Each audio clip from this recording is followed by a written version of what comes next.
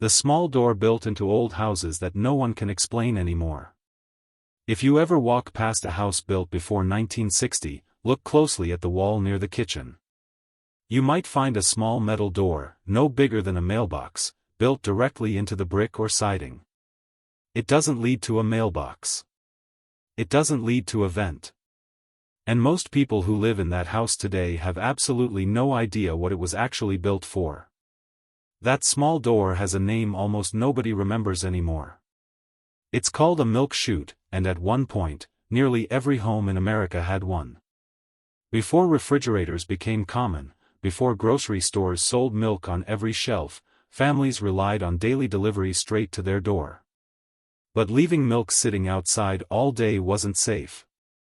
It would spoil in the sun, freeze in the winter, or simply get taken by an animal. So builders came up with a clever solution. A small insulated box, built directly into the exterior wall of the house, with two doors. One door faced outside for the milkman. The other door opened into the kitchen for the family.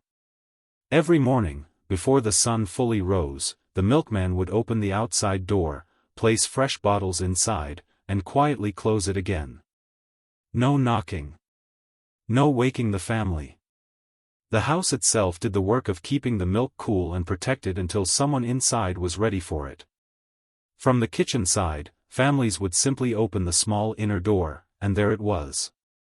Fresh milk, already delivered, without ever needing to step outside. Children loved this little ritual. Many of them would race to the chute first thing in the morning, just to see what had arrived overnight. Some milk chutes were simple metal boxes.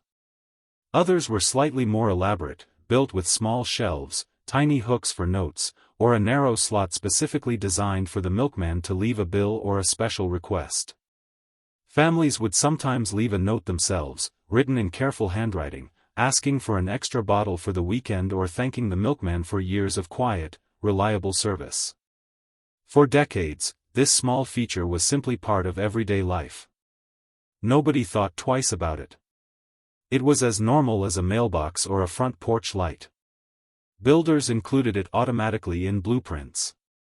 Homeowners never questioned its purpose because everyone already knew exactly what it was for. Then, slowly, refrigeration improved. Grocery stores expanded, offering milk alongside everything else under one roof. Home delivery routes shortened, then disappeared almost entirely in most towns. And the milk chute, once essential, suddenly had nothing left to deliver. Families began sealing them shut from the inside. Some painted over the outer door, blending it into the wall until it nearly disappeared. Others removed it completely during renovations, patching the hole as if it had never existed at all.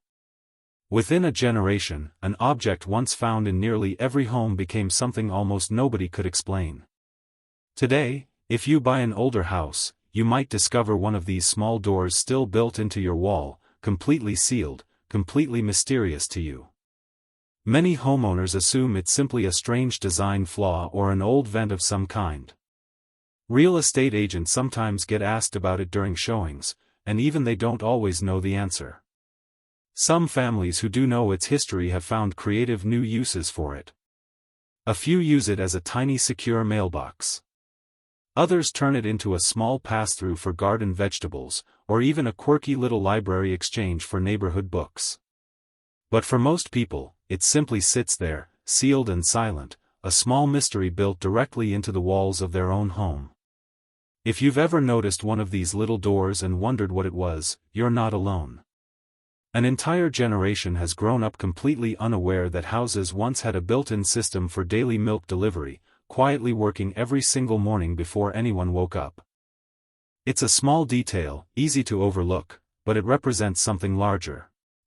An entire way of life, built directly into the architecture of ordinary homes, has almost completely vanished. The routines, the relationships with delivery workers, the daily rhythm of fresh milk arriving before sunrise, all of it is gone, except for this one small door that most people walk past without a second glance. Next time you're near an older house, take a closer look at the wall by the kitchen.